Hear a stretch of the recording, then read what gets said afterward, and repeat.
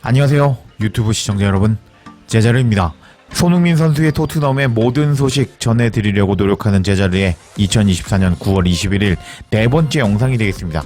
토트넘은 잠시 후 저녁 11시에 브렌트포드와 프리미어리그 5라운드 경기를 시작할 예정입니다. 현재 양팀의 순위를 보면 토트넘이 현재 얼마나 스타트가 좋지 않은지를 알 수가 있습니다. 현재 토트넘은 1승 1무 2패 6득 4실점으로 리그 13위에 랭크되어 있고, 오늘 상대하게 되는 브렌트포드는 2승 2패 6득 6실점을 기록하면서 리그 9위에 랭크되어 있는데, 전력이 한 수 아래로 평가받는 브렌트포드보다 현재 순위가 떨어지는 역대 최악의 토트넘이라고 할 수 있겠습니다. 이런 상황에서 토트넘의 어떤 한 선수가 선수 2명의 주급보다 더 많은 주급을 받고 있지만 별다른 활약을 보여주지 못한다고 해서 화제가 되고 있는데요. 그 선수가 어떤 선수인지 관련 소식 바로 알아볼까요? 해당 소식은 풋볼 팬캐스트를 통해서 전해졌고, 엔제 감독은 반더벤과 셉세비를 합친 것보다 더 많은 수입을 올리고 있는 엉터리 선수를 제거해야 한다 라는 제목의 기사였습니다. 내용을 살펴보면 지난 여름 케인이 떠나고 엔제 감독이 부임한 이후에 토트넘은 선수단을 재건하는데 주력하고 있었다. 엔제 감독은 로셀소, 로얄, 윙크스 등을 팀에서 내보냈고, 제임스, 아치그레이, 반더벤 등 재능 있는 스타들이 합류하는 모습을 보았다. 그렇지만 오랜 우승 가뭄을 끝낼 수 있는 선수들로 가득 찬 것처럼 보이지만 일부 선수들은 여전히 충분하지 않은 모습을 보이고 있다. 사실 가능한 빨리 내보내야 할 선수라고 할 수 있는 이 선수는 반더벤과 셉세비를 합친 주급보다 더 많은 주급을 받고 있다. 셉세비와 반더벤의 주급은 얼마? 셉세비는 지난 여름에 약 2,500만 파운드 445억의 몸값으로 토트넘으로 완전 이적했다. 그전 18개월 동안 임대 생활을 했었다. 셉세비는 때때로 불안정한 모습을 보이지만 팀에서 기술적으로 가장 재능이 있는 선수 중에 한 명이다. 셉세비는 스웨덴 국대로 토트넘에서 101경기 출전해서 15골을 넣었고 11개의 도움을 기록하고 있다. 이는 평균 2.8경기마다 골에 관여한 셈이 된다. 지난 몇 경기에서 그는 팀에서 좋은 활약을 보여준 몇 안 되는 선수 중에 한 명이었다. 그리고 24세의 셉세비는 현재 클럽에서 5번째로 높은 주급을 받고 있는 선수이다. 그의 주급은 11만 파운드 약 2억 원을 받고 있고, 연봉은 850만 파운드 150억을 받고 있다. 이 금액은 반더벤보다 훨씬 많은 액수이다.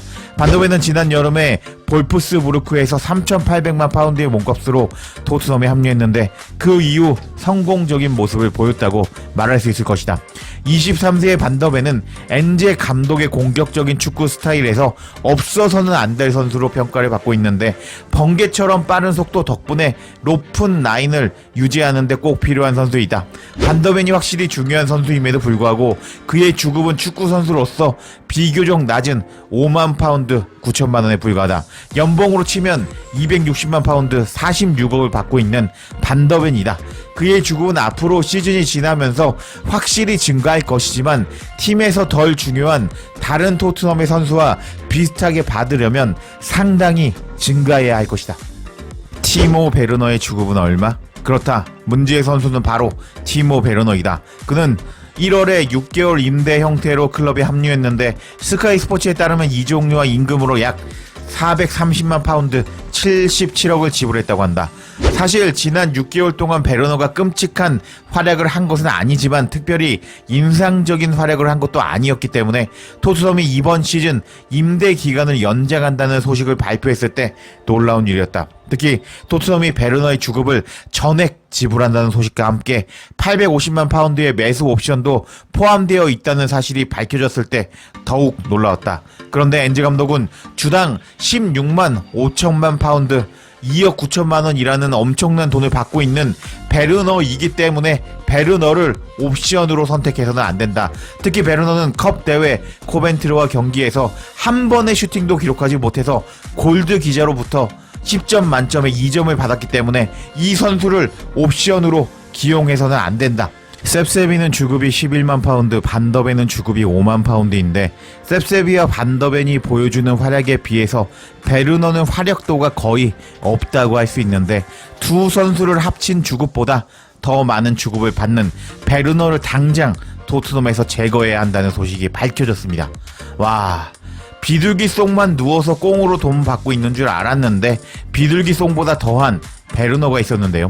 교체 옵션으로 쓰기에는 주급이 너무 높은 베르너를 빨리 제거하는 게 맞을 것 같습니다. 그리고 오늘 반드시 승리해야지 경질 여론을 잠재울 수 있는 엔제 감독이라고 할 수 있는데 토트넘과 브렌트포드의 예상 라인업이 공개가 되었습니다. 예상 라인업도 바로 알아보도록 하겠습니다. 자, 그럼 이제부터 토트넘과 브렌트포드의 예상 라인업도 한번 알아보도록 하겠습니다. 이 이미지가 뭐냐고요? 이 이미지는요, 토트넘 인스타에 올라온 토트넘과 브렌트포드 이번 경기가 시작되기 전에 공식 이미지라고 할 수 있습니다. 자, 이 이미지를 보시면은 토트넘은 정말 큰일 났다고 할 수 있겠습니다. 왜냐고요? 딱 보시면 아시겠지만 이 이미지의 주인공이 누구인가요? 제일 작게 나온 우도기, 그 다음으로 작게 나온 셉셉이 아닙니다. 이 이미지의 주인공은 가장 크게 얼굴이 나온 브레넌 존슨이라고 할 수 있습니다. 그래서 이 이미지만 봐도 브레넌 존슨이 오늘 선발로 나올 것을 알 수 있습니다. 보통 토트넘이 이렇게 공식 이미지에 사용한 대표로 내보낸 선수들을 선발로 내보내지 않은 적은 거의 없기 때문에 일단 브레넌 존슨은 오늘 경기에서 선발이라고 할 수 있겠습니다. 와, 브레넌 존슨이 지난 코벤트리 시티와 경기에서 골을 넣어버리면서 어쩔 수 없이 선발이 예고된 상황인데, 그럼 다른 선수들은 누가 나올지 한번 예상 라인업 알아보도록 하겠습니다. 이거는요, 토트넘 전문 소식을 다루고 있는 스퍼스 웹에서 전한 이번 경기 라인업인데요. 일단 키퍼는 누가 나오느냐? 비카르 키퍼. 그리고 백포에는 우도기, 반더벤, 로메로, 포로, 뽀백. 그리고 미들에는 메디슨, 비수마, 셉셉이 이렇게 3 미들로 나올 예정이고, 손흥민 선수, 그리고 솔랑키, 브레넌 존슨의 4-3-3을 예상한 스퍼스 웹이었습니다.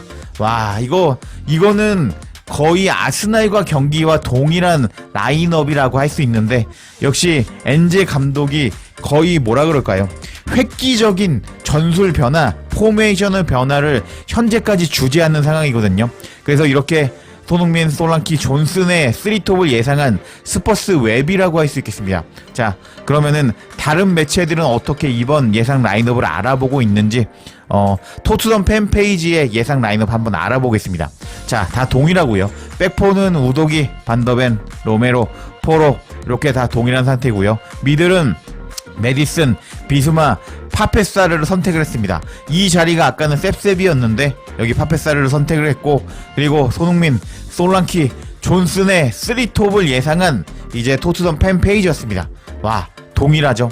오늘 최전방은 아마도 별다른 이변이 없는 한 손흥민, 솔랑키, 존슨 이렇게 3톱으로 나올 것이 확실하다고 할 수 있습니다.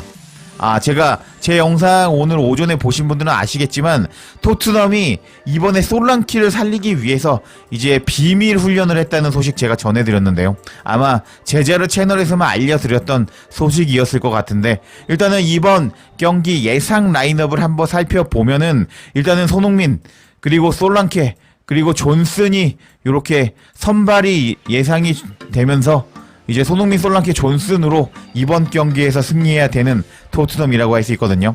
근데 일단은 존슨이 제가 봤을 때는 후반에 투입돼야지 더 위협적인 선수라고 할 수 있는데, 일단 오도베르가 부상을 당하면서 존슨이 나올 수밖에 없는 상황이 벌어지고 말았습니다. 왜냐? 지난 경기에서 골을 넣었거든요. 엔제 감독의 성향상 지난 경기에서 잘한 선수를 무조건 선발로 쓰는 엔제 감독이었고, 지난 시즌에 손흥민 선수가 뉴캐슬을 상대로 이제 뉴캐슬의 트리피어를 2번 벗겨버리면서 이 도움을 기록했을 때 그 다음에 엔제 감독의 선택이 뭐였냐고요? 또 똑같이 손흥민 선수한테 왼쪽 윙어로 기용하고 손흥민 선수 쪽으로 공격을 시도하는 모습을 보여줬습니다. 그러니까 엔제 감독은 전 경기에 잘한 선수, 그리고 전 경기에 통한 전술을 그대로 들고 나오는 성향이 있는 엔제 감독이기 때문에 오늘은 손흥민, 솔랑키, 존슨으로 이번 경기 이겨야 되는 토트넘이라고 할 수 있겠습니다. 이길 수 있을까요? 정말 모르겠는데요. 일단은 이번 경기 토트넘이 승리하지 못할 경우 아마 엔제 감독 후임 감독 명단이 뜰 예정이라고 저는 생각하고 있거든요. 그래서 토트넘이 이번 경기 승리할 수 있을지 한번 지켜봐야겠습니다. 제자르의 영상 놓치지 않도록 알림 설정해 주실 것을 부탁드리며 영상 마치겠습니다. 구독과 좋아요, 댓글은 사랑입니다. 감사합니다.